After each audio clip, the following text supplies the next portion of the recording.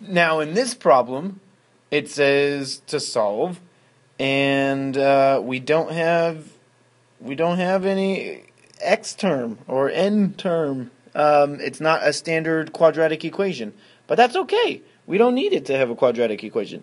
We'll still use the same steps. The first step was to try and factor out. Actually, the first step was to get it into standard form, but this is not a standard quadratic just because we don't have an n value, or I mean an n term. So in this one, there's actually two ways to solve it, but I'm going to show you the way by factoring, and it's to factor out the greatest common factor. Here I can divide by 2, right? So if I factor out a 2, then I get 2 on the outside, and on the inside it would be 25n squared minus 4. Hopefully you can tell that. Whoops. And then equals 0. And then what I can do is divide off this 2. Divide by that 2. That's what I'm going to do first. Divide by the 2. And that 2 just goes away. 0 divided by 2 is nothing. So then we just have 25n squared minus 4 equals 0. Now if we try and factor this like normal, this would be 5n plus 2. Remember, you take the square root and the square root.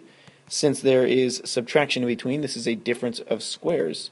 We're going to have a minus there. 5n minus 2 equals 0. And then set each piece equal to 0 and solve. N plus 2 equals 0. And 5n minus 2 equals 0. And then I'll just solve like normal. Minus 2, and I get 5n equals negative 2. Divide by 5.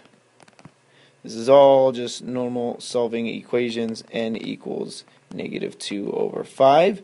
And also, plus 2. Remember, you do the opposite. So we get that 2 there. And then 5n, we divide by 5. Same operations, divide by 5. And what do we get? We get n equals positive 2 over 5. So those are our two answers. It's pretty simple. Hopefully this makes sense to you. You're just solving and factoring. We'll do more in class, but those are the basic examples.